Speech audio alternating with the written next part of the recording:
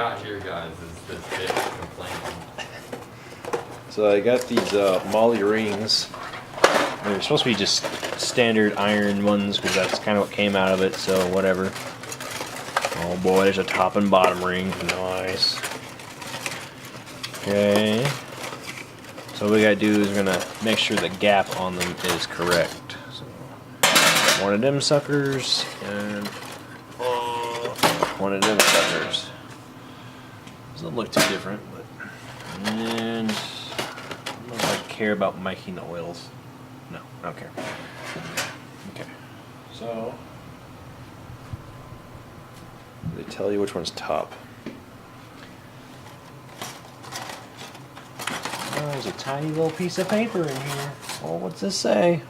Oh, open this first. Okay. Contains new information as opposed to old, I guess. All right. What we got going on here? What we got going on? Compression ring installation. I know. Most compression rings have a pip mark, a dot or name top on one side designating side faces up. Most top rings and second rings are different and cannot be interchanged. Most compression rings are directional, meaning they have a top and bottom. I know. Well, how do you... Thanks for telling me which one's top and which one's bottom. Not like it matters. I'm just going to measure them. Alright, so... Need the big toolbox. Oh, I got gauges in here. So... my measuring stuff. Alright, now let's look on Google's. The two compression rings gap is 10 and 20 thousandths. The oil rings are 10 and 50 thousandths. That is a very tight. Holy God. Alright, let's do it. Let's see if it measures 10. So, grab one. One is top and bottom. Assume this is top. It's much tighter. So, dot goes up. We can do piston. This is one, right? Yeah. Right.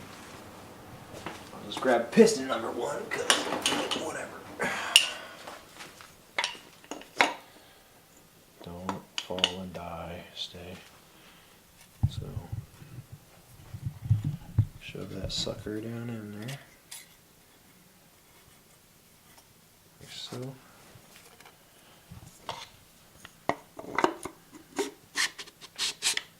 Push it down to straighten it up. And now we just measure that tiny little gap. Simple enough. And they said 10 thousandths. That's a... You guys can see the old gap right there. That's a good old gap. Use my cheapo tools here. 6, 7, 8, 9, 10. So here's my 10 thousandths.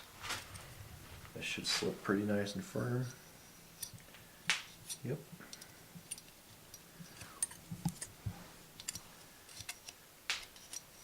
Looks good. Let me try 11 thousandths. I just want to make sure it's not completely out of spec here. Nope, won't even fit. Bam! Won't even fit. Right on the money. Won't even fit. Cool. So, these rings, where did we get these rings? I got this off Amazon. They're Molly original. So like, most piston rings are from Sealed Power now, but these Molly ones are only like $45.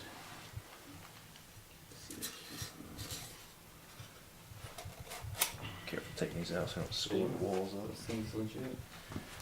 They look nice. And This other one in here.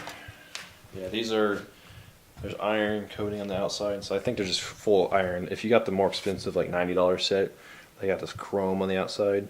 Thing is about iron is they don't care so much about being precise, because we didn't machine these bores. We don't care that much. No. The chrome, you kind of have to machine them to get them to seat pretty well, but the iron ones don't really give a crap, and they seem to just work.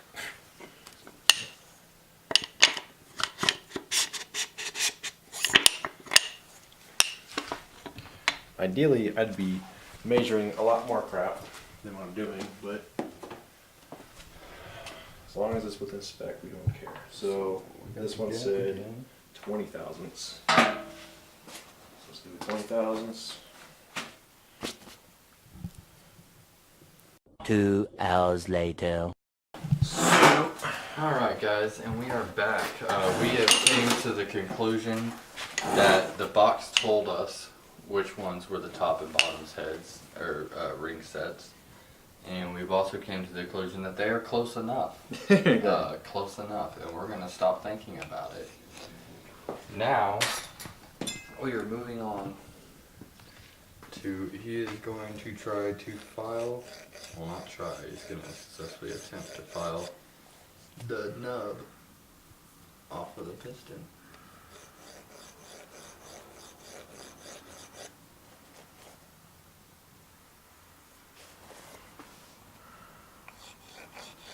There's this tiny little spot on the piston that got nicked up by the chunks of metal. That's almost smooth already. I'm barely even pressing on this thing. I'm not even pressing at all, actually. I'm just letting it even out whatever it needs to.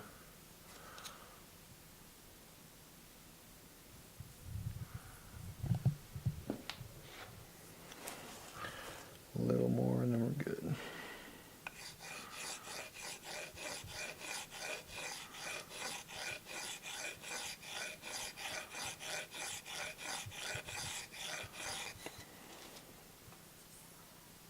Smooth as a baby's bum. Alright, so just gonna douse this thing in a brake clean if I have some. Yeah, there's some right there actually.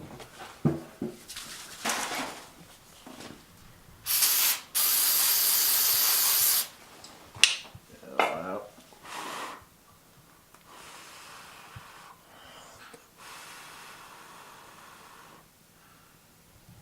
Look at that.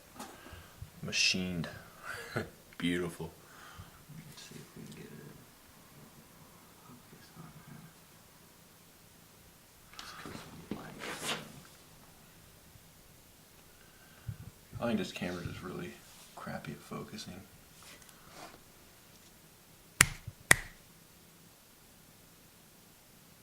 Yeah, why don't you focus on my hand?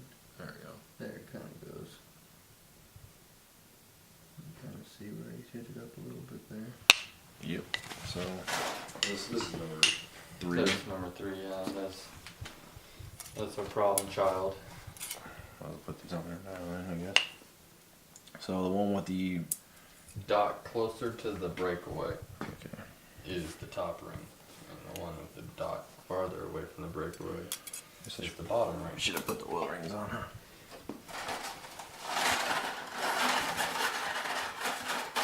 Oh god, these ones scare me. They're so tiny and they get stuck in each other and all stupid.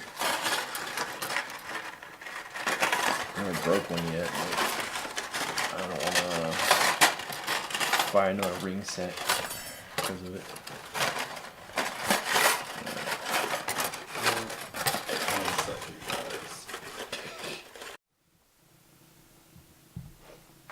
Alright guys, we're back. And this time we got it set up on the tripod so I don't have to stand there and hold something the entire time. And it looks like we got a good setup. Alright, right now he's setting up Pistons 3. Just real fine as an oil ring. For some reason, real tight. Big bugger.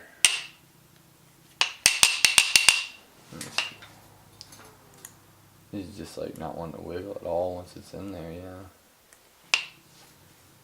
Huh. We'll get number 1. Do the same thing to it.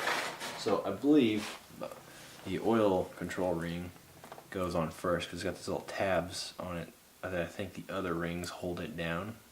They keep it from wanting to butt in and out. It's got like a backing on the top of them.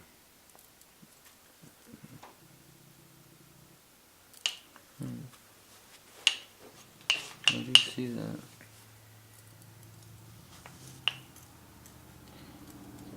same thing on this one. Let's see if this has a problem. Look, it moves freely. And I'm gonna put another oil ring on.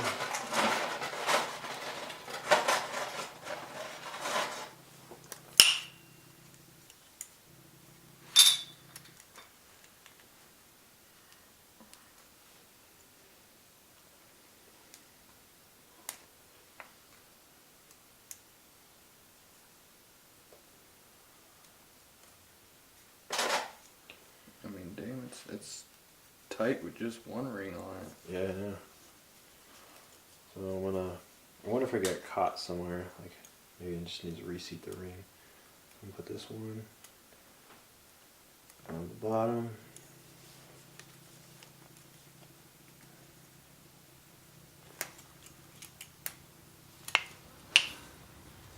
Or never mind, because it's gonna go on top. Bring this one up. So here's one. This moves freely. That's one in there now. I'll put a second one on.